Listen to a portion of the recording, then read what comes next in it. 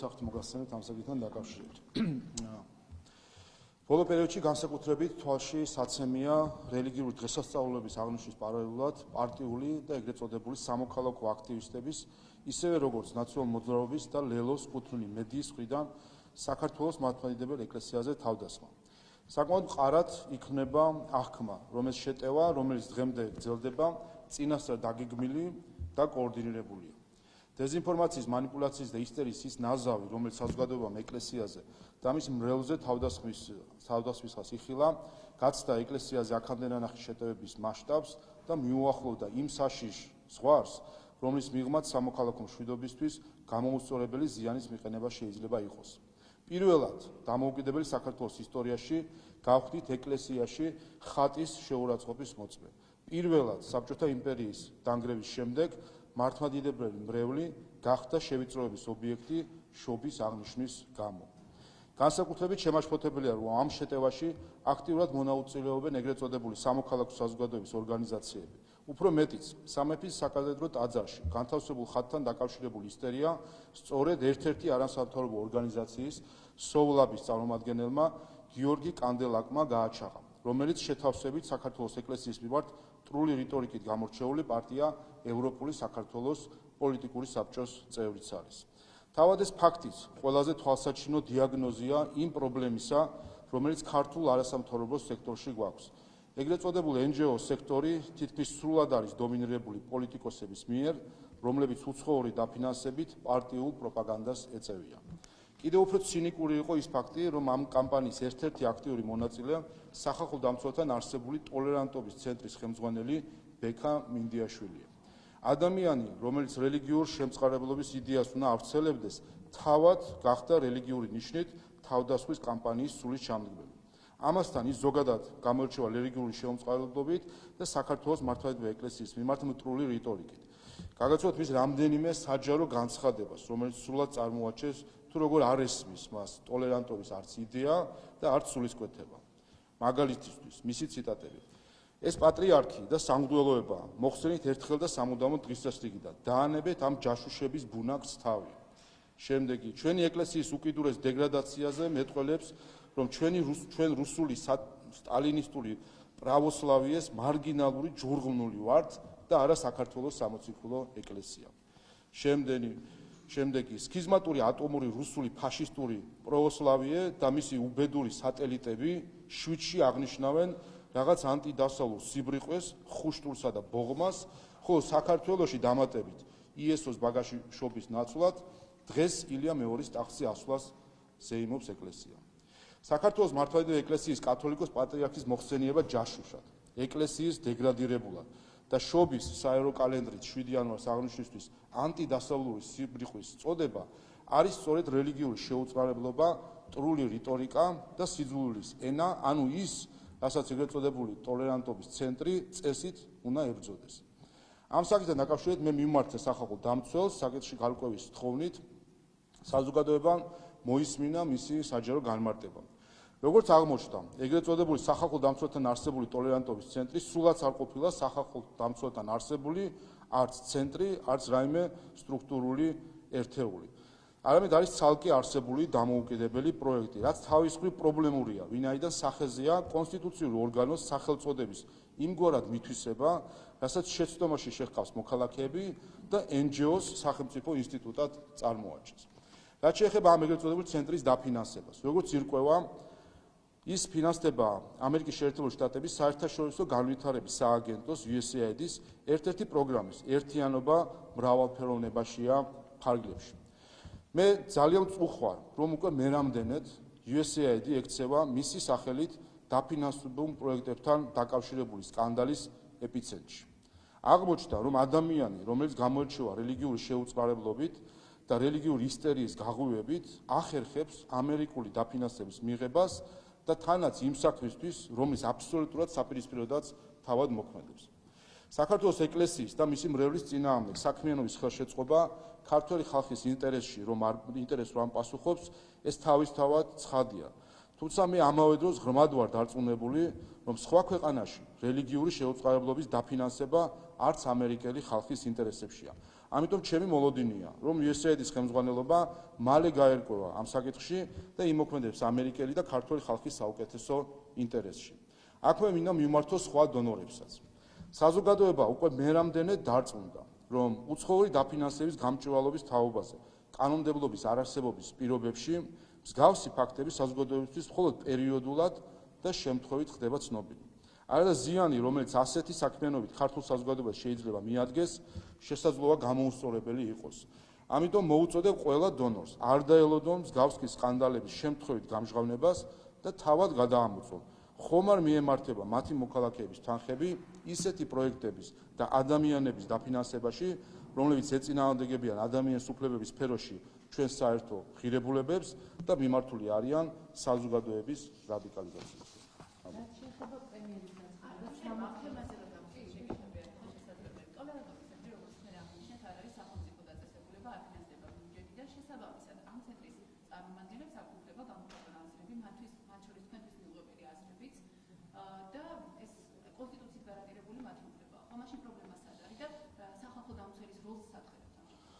რა თქმა უნდა, სიძულვილის ენაც ეს გამოხატვის თავისუფლება არის. პრობლემა არის ის, რომ ასეთ სიძულვილის ენა ფინანსდება ამერიკის შეერთებული შტატების მიერ და ამერიკის ხალხის სახით. ეს არის პრობლემა. პრობლემად იქცევა ხოლმე სიძულვილის ენა, რადიკალიზმი და ანტიეკლესიური რადიკალიზმი და ასევე მტრული რიტორიკა, მაშინ, როდესაც ეს შეიძლება ყოფილიყო დაკავშირებული რომელიმე სახელმწიფო ინსტიტუტთან, ან ეს დაფინანსებული არის გარედან. ამიტომაც თავისთავად ბატონ მინდიაშვილს უნდა იყოს ისეთი მოძული, როგორც მას სურს, ეს მისი სრული თავისუფლებაა, მაგრამ როდესაც ამაში იხარჯება ამერიკელი ხალხის ფული, სწორედ ეს არის პრობლემა და მე ხმადმარ დავწურებული, რომ ამერიკელი ხალხის ინტერესში საერთოდ არ შედის, რომ სიძულვილის ენა ფინანსდებოდეს მისი გადასახადებით.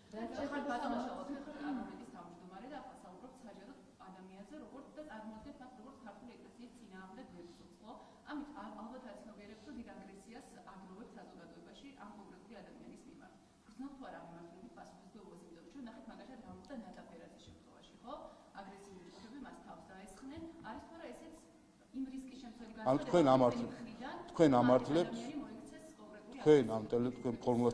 ამართლებთ თქვენ ამართლებთ რომ კათოლიკოს პატრიარქს ეძახსნეს ჯაშურს ამერიკული დაფინანსებით მოქმედი პროექტი თქვენ ამართლებთ რომ ანტიდასაყრდენო ისტერიას გვიწოდებენ ყველას ვინც 7 იანვარს აღნიშნეთ შობა და იყოს შევიწროება მართლმადიდებლებს თქვენ ამას ამართლებთ თქვენ რა რეაქცია გაქვთ ამაზე ეს არის პრობლემა იმიტომ სამწუხაროდ მათ შორის თქვენი ტელევიზიაც ჩართული იყო ამ ისტერიაში, რომელიც მიმართული იყო საქართველოს ეკლესიის დისკრედიტაციისკენ. ამიტომ უპირველეს ყოვლისა ადამიანი აგებს საკუთარ სიტყვებზე და ქცევაზე პასუხს, ის რომ ის სიძულვილს აფრქვევს, ეს არის ბატონი ბექა მინდიაშვილის პრობლემა და ამიტომაც არის მნიშვნელოვანი, რომ მან ამ საკითხთან დაკავშირებით სრული რეფლექსია ჰქონდეს. არანაირი როგორ შეიცავს? არა, როგორ შეიცავს? უყურეთ, არა, თქვენ როგორ არის წამოხლება? უყურეთ, ანუ თქვენი დამოკიდებულება არის, რომ თქვენ ეთანხმებით, ესე იგი, ამ გამონათქვამებს, თქვენ ეთანხმებით პატრიარქს. არა, როგორია ჩემი დასკვნა, თქვენ როდესაც ეკლესიაზე მიდის მტრული რიტორიკა. ამისთვის დარქმევა, რომ ეს არის მტრული რიტორიკა, ეს არის თქვენთვის პრობლემა, მაგრამ თქვენთვის არ არის პრობლემა, რომ ეს არის მტრული რიტორიკა და ეს არის თქვენი პრობლემა, მათ შორის, როდესაც ეს დამოკიდებულება.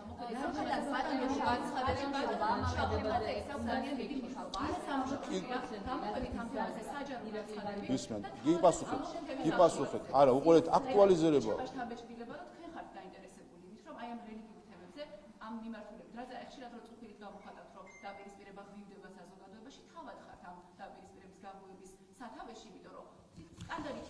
სამწუხაროა, იცით რა, სამწუხაროა, გისმენთ და ყურებს არ უჯერებ, რომ ნაციონალური მოძრაობის ტელევიზია, როდესაც ასეთი თქვენ თვითონ ხელს უწყობთ მტრულ რიტორიკას ეკლესიის წინააღმდეგ. ამით აღვივებთ სამოქალაქო დაპირისპირებას. აი ეს არის, რასაც თქვენ აკეთებთ სინამდვილეში და ახლა აქეთ შედავება სხვის მიმართ არის სამწუხარო არის უბრალოდ რომ ასეთ ვისგან? რა თქმა უნდა ველოდები რომ შეუძლებელია როდესაც არის არატოლერანტული რიტორიკა და ამისთვის გამოიყენება ამერიკელი ხალხის ფული, რა თქმა უნდა, USAID ამაზე დაფიქრდეს და შესაბამის გადაწყვეტილება მიიღოს.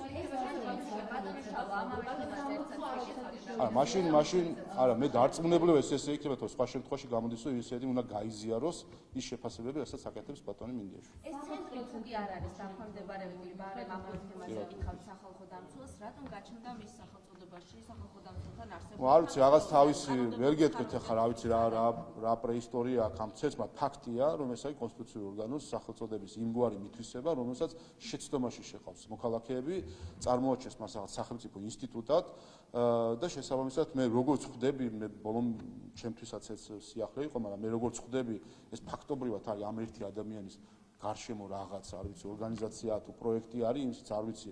მე რაც ნახე, ის NGO-თაც არ არის რეგისტრირებული ტოლერანტობის ცენტრი, არ ვიცი რა იურიდიული ფორმა აქვს, არ ვიცი რა ფინანსური სქემებით ფინანსდება ეს ადამიანი თუ ეს ორგანიზაცია.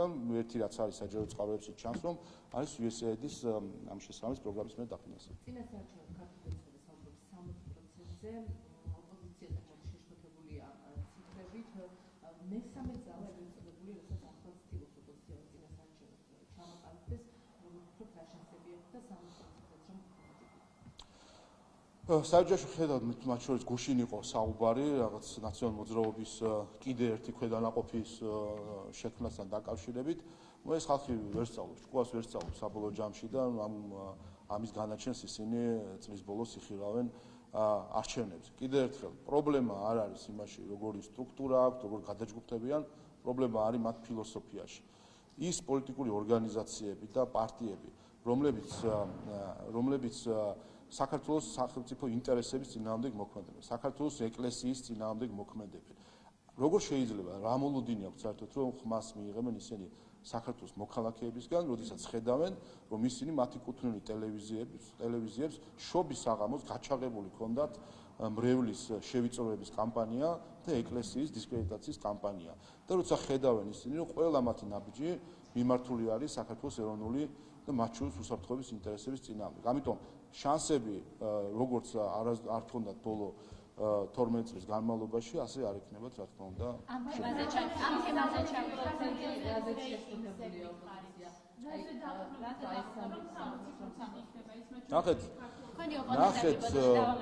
თქვენი ოპონენტები ამბობენ, რომ ასეთი განცხადებები, ესეთი თავდაჯერებული განცხადებები ქართული ოცნების მხრიდან მეტყოლებს იმაზე, რომ მას ექნება მცდელობა არჩევნების გაყალბების. რას ემყარება, რომ გითხრათ, რომ საკონსტიტუციო უმრავლესობა? ნახეთ, ნებისმიერი კვლევა ნახეთ თანაფარდობა ქართულ ოცნებასა და სხვა ოპოზიციას შორის და ნახავთ, რომ ზუსტად ეს თანაფარდობის სამსახურია. ყველა კვლევა, რომელიც ბოლო 1 წლის განმავლობაში ჩატარდა, აჩვენებს ზუსტად ამ ტენდენციას და თანაფარდობას. და მეორე, აბა რა გონია ოპოზიციას, ეს მიგვეს, რომ რას თავაზობს ოპოზიცია ქართულ ხალხს? ანუ რომ შეხედოთ, რას თავაზობს და რა მოუტანა ქართულმა ოცნებამ ქართულ ხალხს. მოუტანა ეკონომიკური წინსვლა, მოუტანა უსაფრთხოების დაცვა და ხედავთ კიდე დამატებითი კონფლიქტები წარმოიშობა ჩვენს გარშემო და საქართველოს რჩება კვლავ ოაზისად, რომელიც ინარჩუნებს სათანადო დონეს სიმშვიდისა, რომელიც საჭირო არის ეკონომიკური განვითარების. მოუტანა ევროკავშირის წევრობის კანდიდატობის სტატუსი და ყველა ეს სიკეთე სოციალურ თუ ეკონომიკურ თუ უსაფრთხოების საკითხებში რას თავაზობს ოპოზიცია?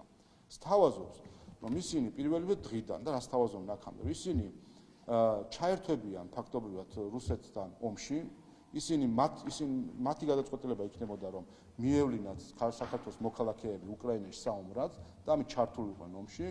მეორე, ისინი, რასაც გააკეთებდნენ პირველი იქნებოდა, რომ დაუწესებდნენ სანქციებს რუსეთს, ჩაკეტავდნენ საზღვრებს, ყველაფერს გააჩერებდნენ, რაც დადასტურებულად ვიცით, ციფრებით დათვლილი არის, რომ იქნებოდა ეკონომიკური კოლაფსი საქართველოსთვის, არც ერთ ქვეყანას არ შეუკეტავს სრულად ვაჭრობა რუსეთთან პირიქით მოუმატეს და შეხედეთ ბალტიის ქვეყნებს ჩვენზე მეტ ღვინოს ყიდიან რუსეთში ბალტიის ქვეყნები რომელსაც საერთოდ ღვინის წარმოება არ აქვს ხო არც ერთ ქვეყანას არ შეუკეტავს ეს და ჩვენი ოპოზიცია აპირებდა რომ სრულად დაეხურა ვაჭრობა რუსეთთან და ეკონომიკურ კოლაფსში ჩაერთვათ ეხლა როგორ გონიათ ის 40%-იც მე მგონი სამადლოა მათთვის რომ 40% მიიღონ ჯამში ხომ ესეც გასაკვირი იქნება რომ საქართველოს მოქალაქემ ხარი დაუჭიროს პოლიტიკურ მოძრაობას რომელიც საქართველოს რთავდა რუსეთთან ომში და ეკონომიკურ კოლაფსში აყენებდა ქართულ ხალხს. როგორ შეიძლება მათ რაიმე იმედი ჰქონდეთ, რომ ხარდაჭერა იქნათ მოქალაქე? შეიძლება მოკითხოს დაგისვამ საერთაშორისო ვიზიტებთან დაკავშირებით, ხო შეიძლება? დაყნობით ამბობს ხათმოცემის დაყნობით ამბობს ხათმოცემის ლიდერები, რომ ექნებათ 60%-იანი მომხმარებელი, იმიტომ რომ არასოდეს ეს მაჩვენებელი იყო არ ყოფილა ისტორიაში, რომ 60% აეღო. არასოდეს ისტორიაში არ ყოფილა, რომ ოპოზიცია საჯაროდ ამბობდა, რომ ის ჩართავდა საქართველოს რუსეთთან ომში და რომ ის ჩააგდებდა ქართულ ხალხს ეკონომიკურ კოლაფსში. მათი დამსახურება საბოლოო ჯამში თავის თავს უნდა შეხედონ. ეს არის პრობლემა, ისინი იყურებიან ჩვენსკენ თავის თავს შეხედონ ისა პრობლემებიც, რაც შეეხება კონკრეტულ კლასს, ყველა კვლევა აიღეთ, რა თანაფარდობები არის ოპოზიციასა და ქართულოცო ყველა. აი რომელიც თქვენ მოგესწრებით, ყველა რომელიც თქვენ მოგეცეთ,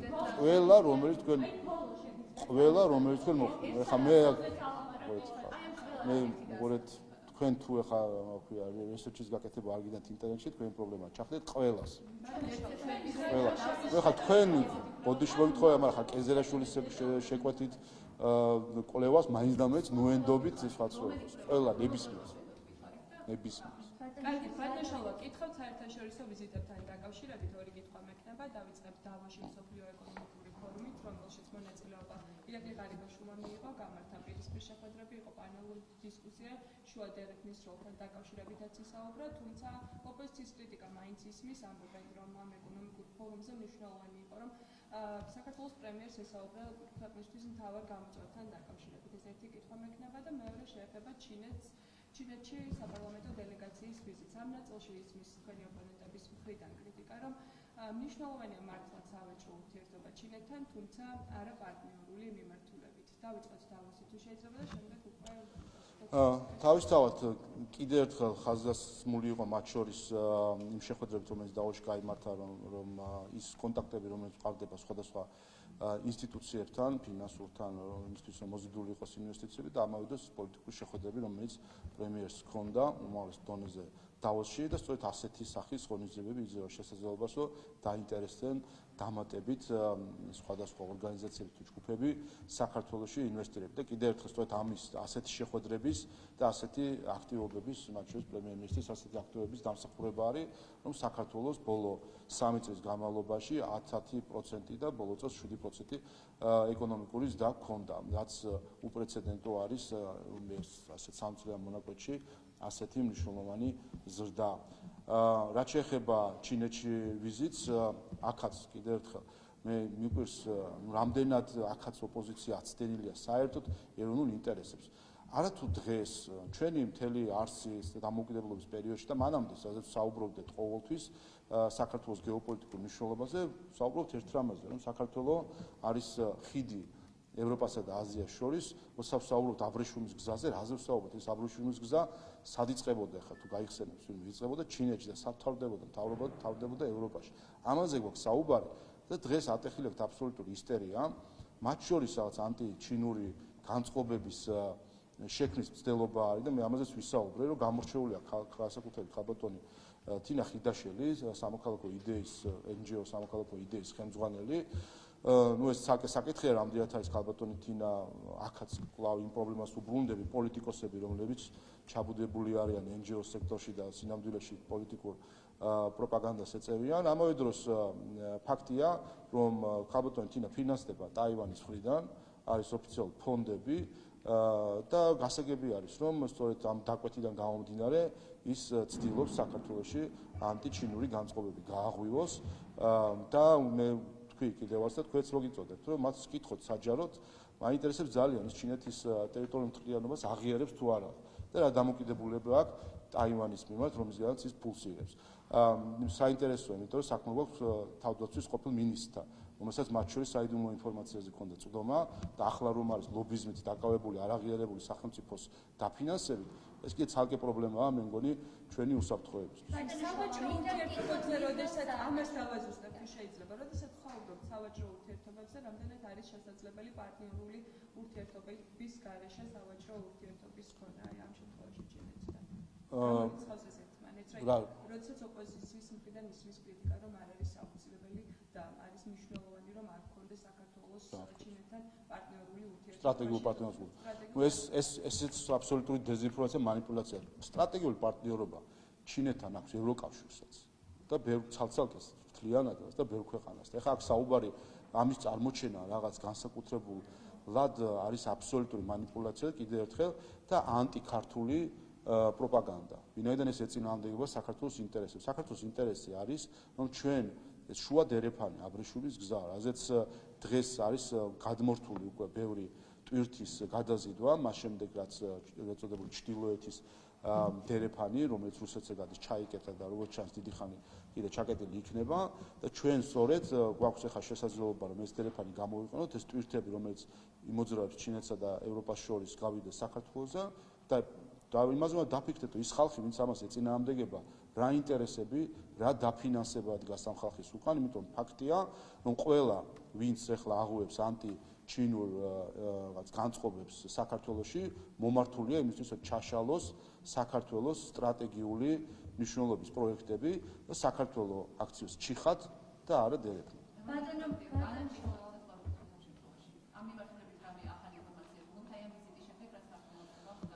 პროექტი იგულისხმება შუა დერეფნის განვითარება და შუა დერეფანი თავის მხრივ არ წარმოშობს რაიმე ასე ვთქვათ ტვირთებს და საქონლებს. დერეფნის იდეა არის, რომ ამ უნდა გაატაროს რაღაც ტვირთები, რომელიც სხვა ქვეყნიდან მოედინება და გადის ჩვენი დერეფნის მეშვეობით.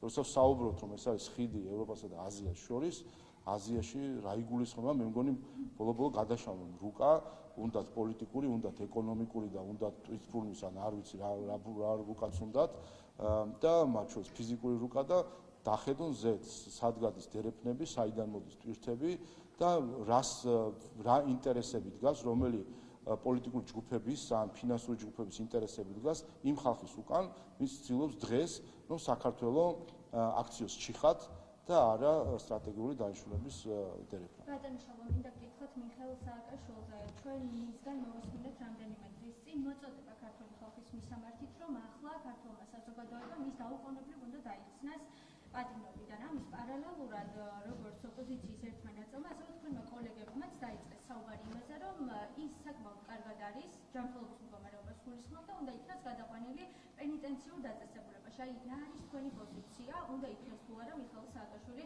იმედიდან გადაყვანილი პენიტენციურ? ჩემი პოზიციაა, რომ უნდა დავივიწყოთ მიხეილ სააკაშვილი, ვაცადოთ მას, რომ მოიხადოს თავისი სასჯელი.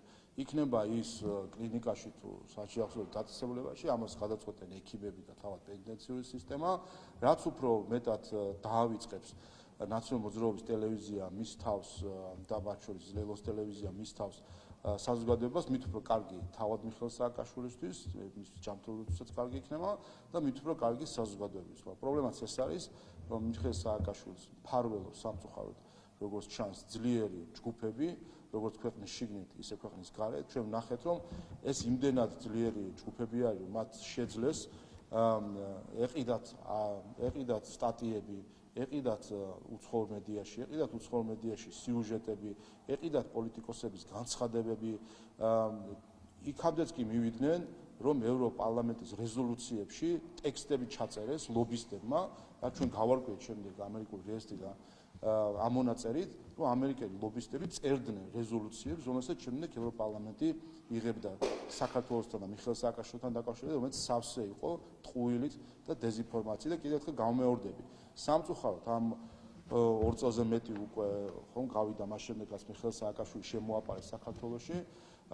სამწუხაროდ ბევრმა შეირცხვინა თავი ქართული ხალხის წინაშე, იმით რომ ის მხარს უჭერდნენ ერთის მხრივ ტირანიის და ადამიანის ჩაგვრის სისტემის შექმნელს და მეორე მოქმედებდნენ აბსოლუტურად ფარული ანტიქართული გეგმებით, თავის დროზე იმით რომ აფარებდნენ მას ევროპაში თუ სხვადასხვა ქვეყნებში და სხვადასხვა დერეფნებში, სხვადასხვა სტრუქტურების დერეფნებში ის თავისუფლად დადიოდა და ხვდებოდნენ მას.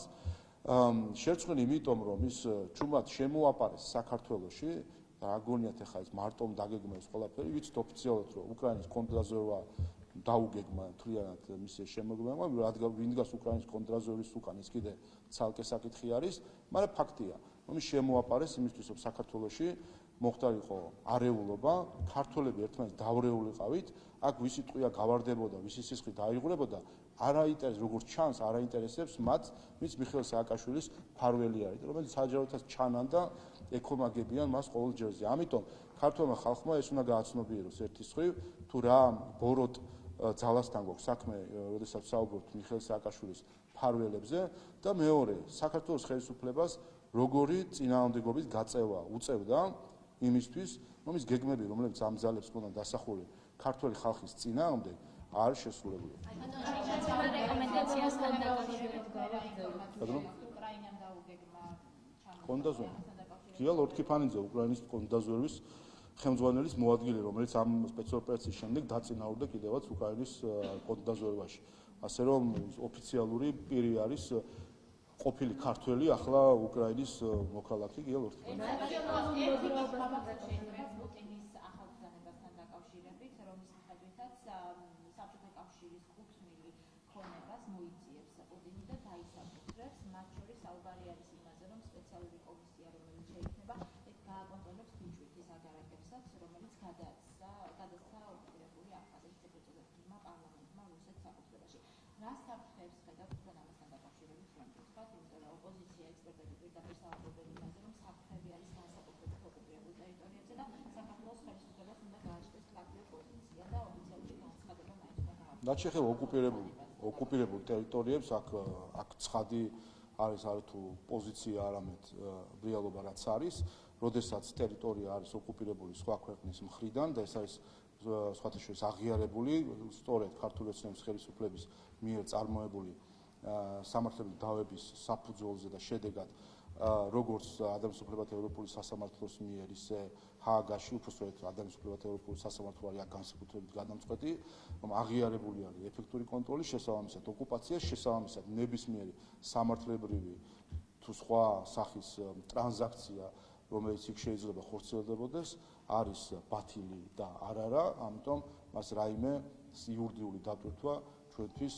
არ აქვს, როგორც კი მოხდება დეოკუპაცია, რა თქმა უნდა, ამის ნაწილიც არის, რომ ყველა ესეთი ტრანზაქცია თავისთავად იქნება ბათილი. მათ შორის ეს ეხება, რაც შეეხება ამ ბრძანებას, დეტალებში არ ვიცი, მაგრამ როგორც ვიცი, ეს მიმართული არის დიდი ალბათობით იმ ქვეყნებში შესაძლოა რა ქვეყნებში რაღაც საკონვერტთან დაკავშირებით არ ვიცი არ ვარ მე ამ საკითხით ჩახედული ამ დამატებით ვერ გეტყვით ამას და რეკომენდაციაზე რა თქმა უნდა განკარგავს ანუ არათუ საბჭო განკარგავს რუსეთი დღეს აფხაზეთის და ცხინვალის რეგიონში არის სრული ბატონ პატრონი ის განკარგავს იქ პოლიტიკასაც ფინანსებსაც ეკონომიკასაც ქონებასაც ყველაფერს განკარგავს რუსეთი ამას ქვია სწორედ ეფექტური კონტროლი რაზეც საუბრობს სტრასბურგის სასამართლო მათ შორის ეს ოკუპირებული ტერიტორიები არიან სრულად რუსეთის ბიუჯეტის დაფინანსებაზე და თავისთავად ეფექტური კონტროლი არათუ საბჭო რომელიმე ადამიანზე მთლიანად ეს ტერიტორიები განიკარგება პოლიტიკურად და ეკონომიკურად რუსეთის მხრიდან. რეაგირება არის ის, რომ ოკუპაცია უნდა დასრულდეს. მაგრამ სადაც მიმდინარეობს ოკუპაცია, ეს ოკუპაცია თავის თავში გულისხმობს როგორც ქონებრივი უფლებების შებრალვას იმ მოსახლეობისა, რომელიც იქიდან არის დევნილი და იცით რომ მათი ქონებებიც არის ასევე მითვისებული, ეს გულისხმობს ასევე ადამიანის უფლებების შებრალვას იმ ტერიტორიებზე, ვინაიდან ეს არის ტერიტორიები, სადაც რომლებზეც ფაქტობრივად ასე ვთქვათ რუსეთის ეფექტური კონტროლიდან გამომდინარე არ ხორციელდება ადამიანის უფლებები იმ მასშტაბით რომელიცაც უნდა იყოს და მათ შორის ამ ოკუპირებულ ტერიტორიაზე და შესაბამისად ნაბიჯები გულისხმობს დეოკუპაციისთვის მნიშვნელოვანი არის რომ საერთაშორისო ზეწოლა გაძლიერდეს და მათ შორის აღიარებული იყოს ტერმინოლოგიურადაც ოკუპაციის საკითხები იცით რომ ევროკავშირი დიდი ხნის განმავლობაში ტერმინ ოკუპაციას არ იყენებდა დღესაც სამწუხაროდ ოფიციალურ დოკუმენტებში ეს ტერმინი არ გამოიყენება თუმცა ბოლო პერიოდში ვნახეთ მათ შორის მაგალითად ბატონი ბორელის განცხადება რომელმაც ტერმინი ოკუპაცია გამოიყენება და მნიშვნელოვანი არის რომ ამას მიაქციო ყველა იგივე საკითხის დავასრულოთ გარდა ბიჭვინთის აგარაკებისა ახლა ვნახეთ რომ პანსიონატი გადაეცა რუს ბიზნესის საუბარია 3000 ჰექტარზე მეტი ტერიტორია უკვე არის გადაცემული რატომ არაფერს არ ამბობს ასეთ დროს საქართველოს ხელისუფლება და რატომ არ იყენებს საერთაშორისო პლატფორმებს იმისთვის რომ ისაუბროს ღიად ამ პრობლემაზე აქ რომ საუბრობთ უყურეთ სიმწოვით რატომ არ საუბრობს საქართველოს ხელისუფლება რატომ არის არათუ არ ღარიბაშვილმა თუნდაც არათუ არ საუბრობს კიდევ ერთხელ ჩვენ სასამართლო დავის მეშვეობით დავადასტურეთ რომ რუსეთი არის სახელმწიფო რომელსაც ოკუპირებულია საქართველოს ტერიტორია შესაბამისად მისი ყველა ქმედება იქ არის არალეგიტიმური და არალეგალური სასამართლო დავით დავადასტურეთ ეს ყველაფერი მეორე რომ ყველა საერთაშორისო ორგანიზაციაში ინსტრუმენტები რომლებიც არსებობს რეზოლუციების თუ განცხადებების სახით ეს უკვე წლებია რომ საქართველოს ხელისუფლების მიერ გამოიყენება და მესამე ეს არის ის ასე ვთქვათ არაღიარების პოლიტიკა რომელმაც უნდა შეაჩეროს ამ პროცესის შესაძლო ლეგიტიმაცია ასე ვთქვათ სხვა ქვეყნების მხრიდან და აქაც იცით რომ წარმატებული ვართ და არ ხდება გაფართოება წრისა იმ ქვეყნებისთვისა რომელიც აღიარებენ დამოუკიდებლობას ასე რომ ეს არის ის ქმედებები რასაც საქართველოს ხელისუფლება ახორციელებს და საქართველოს ხელისუფლების ამოცანა და მიზნები რაც არის და პასუხისმგებლობა ზუსტად ისე იცით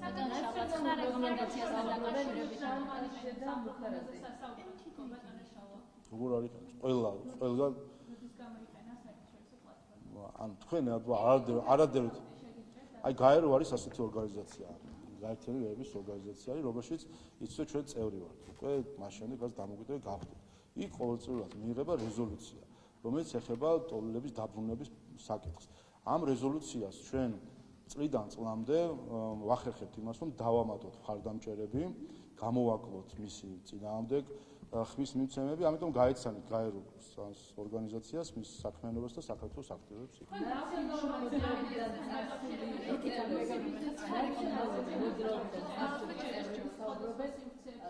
უყურეთ კიდევ მე მეგონი თქვენ ვერ გავერკვეთ ერთ რამეში რა თქმა უნდა რუსი ბიზნესმენებითაც იმიტომ რომ რუსეთს აქვს არ ვიცი თქვენ ადევნებთ თუ არა საქართველოს ბოლო 30 წლიანი ისტორიას თავს რუსეთს აქვს ოკუპირებული ტერიტორიები და აბა ვინ მიიტაცებს იქ რა გონიათ ამერიკელი მიიტაცებს თუ გერმანელი რუსეთს აქვს ოკუპირებული ტერიტორიები ოკუპაციის იდეა არის ის რომ შებღალოს როგორც ჩვენი ქვეყნის სუვერენიტეტი ისე იქიდან გამოდევნილი ადამიანების საკუთრების უფლება და ეს ხდება ეს ჩვენ არ ვიცი რომ დღეს გაიგეთ ეს საკითხი მაგრამ წლებია ეს ხდება ამიტომ აქ გასაგებია რომ რაღაც ცდელობა არის რომ ნაახალწლები რამე ისტერია იქნას შექმნილი მაგრამ ეს პრობლემა ვიმესთვის თუ დღეს გახდა აშკარა რომ რუსეთს ოკუპირებული აქვს ჩვენი ტერიტორიები და ახდენს იქ ქონების მისაკუთრებას ეს პრობლემა დიდი ხანია იცის საქართველოს ხელისუფლებამ დიდი ხანი ამაზე მუშაობს და მათ შორის სწორედ აი ამ საერთაშორისო ინსტრუმენტებში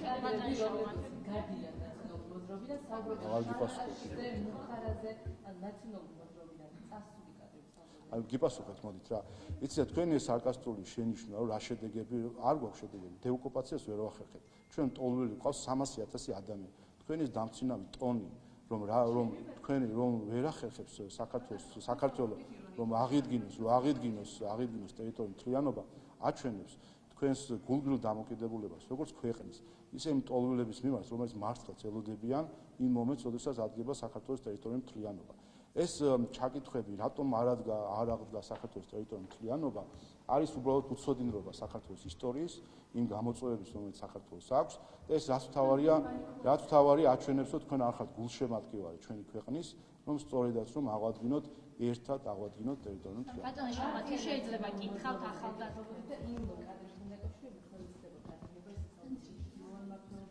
დევახაბეშვილის გამგომარეთ მოიდეს და მე ამ შემდეგ ამბობენ კიდევ უფრო ნაკლებად აკადემიური ურთიერთობები ერთგვარი მხარე შანტაჟი ამას აღწევენ კიდევ საუბრობენ როგორ ვიქნებ შანტაჟი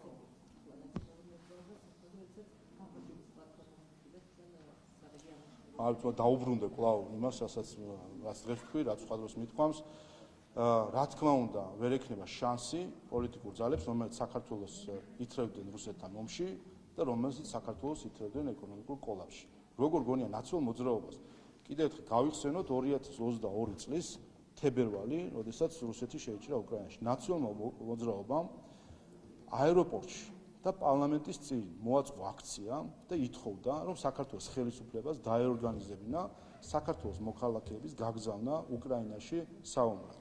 ანუ საქართველოს ჩართულიყო რუსეთთან ომში. ამას ღიად აკეთებდნენ ამას ნაციონალურ მოძრაობა და როგორ გონიათ რომელი მოქალაქე დაუჭერს ხარს იმ პოლიტიკურ ძალას, რომელიც საქართველოს რთავდა ომში რუსეთთან. და მეორე ნაციონალურ მოძრაობა იყო და მისი სატელიტები მათ მოწყობილი აქციების გვახსოვს, როდესაც ითხოვდნენ სანქციების დაწესებას რუსეთისთვის, რომელიც რაც გულისხმობს საქართველოს შემთხვევაში სრულ ჩაკეტვას ვაჭრობის და სხვა სახის გაცვლის, ასე ვთქვათ, რუსეთთან, რომელიც არც ერთ ქვეყანას ხას უსვა, არც ერთ ევროპულ ქვეყანას, არც ამერიკის შეერთებულ შტატებს არ ჩაუკეტავს სრულად ვაჭრობა რუსეთთან, არც ერთს. ზოგმა გაზარდა კიდევაც. ბალტიის ქვეყნებმა გაზარდეს ღვინის შეტანა რუსეთში, რომელი ბალტიის ქვეყანა გახსენდებათ ღვინის მწარმოებელი, საქართველოზე მეტი ღვინო შეიტანა ერთ-ერთმა ბალტიისპირეთიდან ერთ-ერთმა ქვეყანამ რუსეთში. და დღესაც მათ შორის უკრაინელები თავად საუბრობენ, რომ მილიარდობით არის ვაჭრობა ევროპასა, ამერიკასა და რუსეთს შორის. და რას ითხოვდა ნაციონალური მოძრაობა?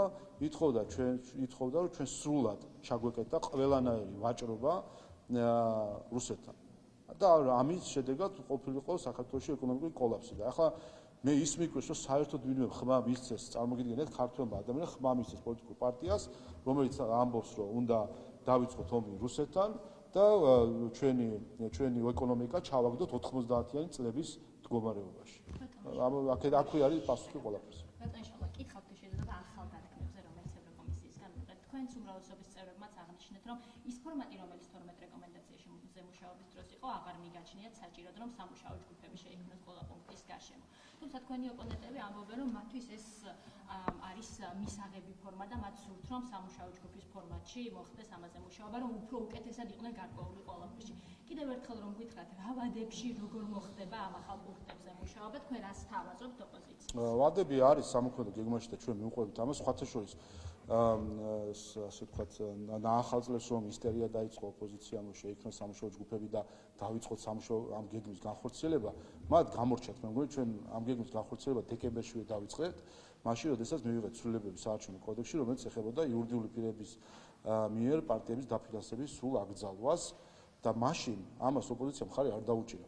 ასე რომ ოპოზიცია უკვე იმ კალაპოტშია, სადაც ისინი აქამდე იყვნენ, ისინი მხარს არ უჭერენ საქართველოს მიერ ამ გეგმის განხორციელებას, რომელიც ემსახურება შემდეგ ნაბიჯზე გადასვლას ევროკავშირთან ურთიერთობებს. რაც შეეხება ფორმატებს, ჩვენ გვექნება, რა თქმა უნდა, შეთავაზება სხვადასხვა ფორმატებისა, შეხვედრებისა, უახლოეს მომავალში გვექნება მათ შორის სამოქალაქო საზოგადოებისთვისაც და ასევე პარლამენტის წარმომადგენელი ოპოზიციასთან ერთად შეთავაზებული ფორმატები, რომ განვიხილოთ საკითხები, რომელიც არის, იცით რომ ამასობაში ჩვენ მივიღეთ უკვე ვენეციის კომისიის დასკვნები სხვადასხვა საკითხთან დაკავშირებით, ასე რომ მოემზადოთ. მე ოღონდ ისე ნუიზავენ, როდესაც ჩვენ ჩავნიშნავთ შეხვედრას, მე თქვენ რომ დრო არ ქონდათ ბევრი მომზადებული იყო. დრო აქვთ უამრავი, ასე რომ დადგნენ გუშინ თუ არ ქონდათ საკითხული, დღეს დადგნენ, დაიწყონ კითხვა, მოემზადონ და ამ შეხვედრებზე თავისი მოსაზრებები წარმოაჩინონ. გამოლოდინია რომ ითანამშრომლებს ოპოზიცია? მე ალბათ ჩანს რომ მოიქცევიან როგორც იქცეოდნენ აქამდე, მე არანაირი საფუძველი არ მაქვს, ვიფიქრო რომ ისინი შეიქცვლიან თავის სტილს, ისინი ან იქნებიან ფორმალურად მონაწილე ამ საკითხის და მხარს არ დაუჭერენ შემდეგ სხვადასხვა ცვლილებებს და კვლავ მოახდინენ დისკრედიტირებას, რასაც აკეთებდნენ აქამდე დისკრედიტირებას პროცესის, გამოეთიშებიან პროცესში, ხან შემოვლენ, ხან ანუ მათ ამ ახალი არ გონია ქონდეთ არსენალში, იქნება ის, რასაც ჩვენ ვაკვირდებოდით ბოლო წელიწად-ნახევრის განმავლობაში, როდესაც ისინი პირდაპირ იბრძოდნენ კანდიდატის სტატუსის მოპოვების წინააღმდეგ, იმიტომ რომ იცოდნენ, რა თქმა უნდა, რომ მოხდებოდა მათი საბოლოო გაშიშრება როგორც არტილერიული ძალის და დღეს თავად ოპოზიცია საუბრობს, რაღაც მე რამდენი განცხადება უნდა მოვისმენთ, როდესაც ერთმანეთს აბეზღებენ, რომ ის სხვადასხვა ადამიანი როგორ დადიოდა ბრიუსელის თუ სხვა დერეფნებში და როგორ არწმუნებდა ევროპელებს, რომ არ მიეცათ საქართველოს კანდიდატის სტატუსი, რომ ოღონდ რაიმენაირად ამეთი მღელვარება გამოიწვიეთ. აი, ასეთ ხალხთან გვაქვს საქმე, ასე რომ მე რაიმე დადებით ბოლოდინი არ მაქვს.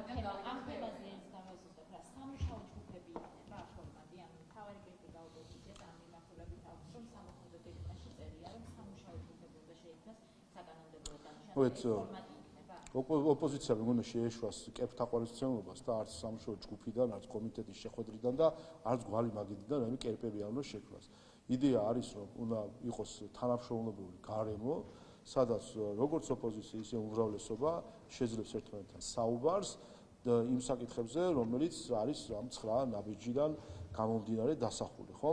ამას დაეკნოვა სამუშაო ჯგუფი, სამუშაო შეხვედრა, დახურულ კარს მიღმა შეხვედრა, მგვალი და კონფერენცია თუ ოლიმპიადა, ხა ეს სხვა საკითხია, ხო? მთავარი არის არსი. და საქმე იმაშია, როდესაც ჩვენ ხედავთ ოპოზიცია კონცენტრირებული არის ტერმინებზე და მის გაფეთიშებაზე. აქ კიდევ ერთხელ ჩანს, რომ მათ არიანი ინტერესი შინაარსის მიმართ არ აქვს. როგორც შარშან არ ქონდათ შინაარსი და პირიქით იყო, ხო? მაშინ აძაგებდნენ სამუშაო ჯგუფს როგორც ტერმინს, ამბობდნენ რომ არაფრის მოცემდა, დღეს აფეთიშებენ სამუშაო ჯგუფს როგორც ტერმინს და ეს ტერმინებზე ასე ვთქვათ ჩაჭიდება აჩვენებს ერთ რამეს, რომ მათ არ აინტერესებთ შინაარსი და შედეგი.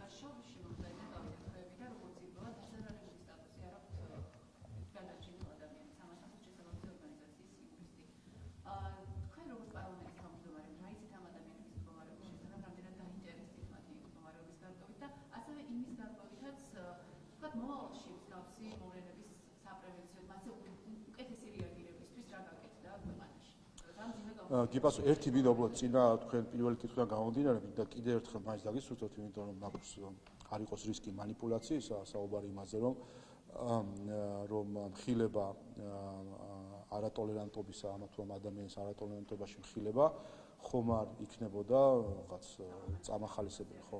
აქ მნიშვნელოვანი ერთი მომენტი არის, რომ ძალადობას დაუშვებელია და ის ამას არ უშვებს უფრო ეს ყოვლისა პოლიცია და ჩვენ ნახეთ მათ შორის იმ ადამიანის მიმართ, რომელმაც კიდევ ერთხელ საქართველოს დამოუკიდებლობის ისტორიაში პირველად ჩაიდინა აქტი, რომელიც არის აბსოლუტური შეურაცხყოფა ყველა ქართველის, რომ ეკლესიაში შეურაცხო ხატი ამ ადამიანის წინააღმდეგ ნახეთ, რომ იყო აგრესია და იყო მათ შორის საფრთხე, რომ შესაძლოა ყოფილიყო ძალადობა, თუმცა ძალადობამდე არ მივიდა, მაგრამ აშკარა რომ საფრთხე ამის იყო, ჩვენ ნახეთ რომ ამდენად ეფექტიანად იმოქმედა პოლიცია. ამიტომ რაც შეეხება ძალადობის ან შესაძლო ძალადობის საკითხებს, აქ ხედავთ რომ პოლიცია ეფექტიანად მუშაობს. რაც შეეხება შოვის ტრაგედიას, რამდენიმე ასპექტი არის, ერთი მინდა კვლავ გამოახმაურო და ნახე რომ იყო თუ არ ვცდები, მეგონი გუშინ იყო თუ ამ დღეებში იყო, კვლავ ნახე თვის ამბების, ხო, წარმომადგენელი რო არის, რომელიღაცა მედიაში იყო, კვლავ манипуляция, ტყუილი, რომ თითქოს ამ სტიქის წინასწარ ასე ვთქვათ, განჭვრეტა იყო შესაძლებელი, არის აბსოლუტური ტყუილი და მე არ ვიცი როგორ არ ცხვენიათ საერთოდ ადამიანებს, ოდესაც ასეთ ტრაგედიებზე ასე манипуლირებენ. და რომ თითქოს არსებობდა რაღაც კვლევები, რომელიც ამას ადასტურებდა და თითქოს ის რომ მოხდა რაღაც წყალის დონემ აიწია 2 წლით ადრე ბუბაში, ეს იმას ნიშნავდა, რომ იქ იმხელა მასა ყინულისა მოწყდებოდა და ასეთი ტრაგედია გვექნებოდა. ეს არის აბსოლუტური манипуляция, ტყუილი და რა თქმა უნდა სამარცხვინო არის, რომ ესეთი ადამიანი, გულისხმობთ ის ამბების წარმომადგენლებს, მათ შორის რაღაც ჟურნალისტურ საქმიანობაში იღებს სხვადასხვა ჯილდოებს.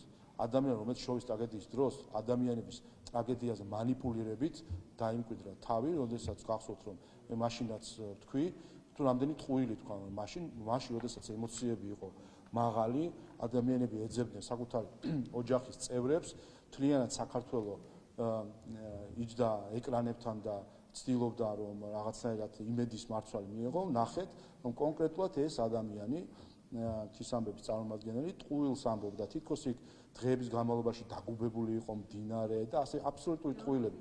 დიახ, რომელიც ჩვენ დადასტურდა აბსოლუტური ტყუილი იყო და ბოდიშიც კი არ მოიხადა ამისთვის. ბოდიშიც არ მოიხადა და პირიქით აქეთ დაიწყო შეტევა, რომ თითქოს სახელმწიფო წარმომადგენლები არ ვიცი, აქეზებენ, რომ რაც არის ჩვეულებრივი ტერმინი. ანუ ადამიანმა, ჟურნალისტმა დადასტურებულად თქვა ტყუილები და ამის შემდეგ მას მისცეს პრიზი როგორც ჟურნალისტს. ნუ ახლა ამაზე მეტი ცინიზმი, აბსურდი და დაცინვა საზოგადოების რა შეიძლება იყოს. ამიტომ ეს ერთი საკითხი, რომ მინდა ყველა იყოს მათ შორის საზოგადოება ფხიზლად, რომ არ მოხდეს კვლავ შემოbrunება იმ დეზინფორმაციისა, რომელიც ჩვენ მაშინ გვესმოდა, რომ თითქოს იყო რაღაც პროცესები, რომელიც იყო ცნობილი წინასწარ და არ მოხდა ამაზე რეაგირება.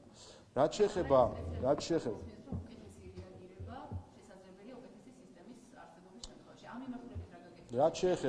რაც შეეხება ზოგადად სისტემებს, იცით რომ მათ შორის როდესაც გარემოსდაცვის მინისტრი იმყოფებოდა ministris საათის ფარგლებში, აქაც იყო რა თქმა უნდა იყო ამ საკითხებზე საუბარი, თუ რა სააკეთებს სახელმწიფო სხვადასხვა ასე ვთქვათ წინასწარ შეტყობინების სისტემების როგორც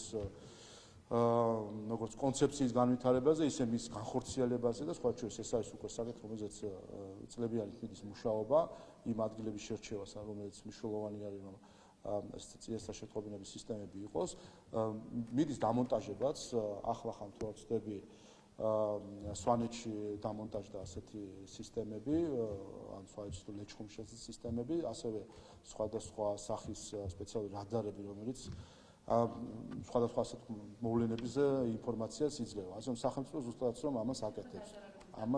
რაც შეეხება დაზევოს სტატუსს, სამართლებრივი საკითხი, ამიტომ მე ამასში ამას ვერ უპასუხებ, ეს არის პროკურატურის საკითხი, თუმცა რაც შეეხება ჩვენ ვიცით რომ მათ შორის გაიცა კომპენსაციები დაზარალებულების მიმართ, რაც შეეხება ასე ვთქვათ არა სისხლის სამართლებრივ ნაწილს, არამედ სახელმწიფოს მხრიდან ზრუნვას დაზარალებულებზე კომპენსაციები, შესაბამისი დახმარება, მათ შორის ვთქვათ ზიანი თუ მიადგა მატერიალური ამ მხრივ კომპენსაციები, რაც შეეხება თვითონ სისხლის სამართლებრივ საქმეს თუ გამოძიების პროცესში დაზარალებულის იურიდიულ სტატუსს, მოიცნა პროკურატურას კითხოთ ამასთან დაკავშირებით. მადლობა.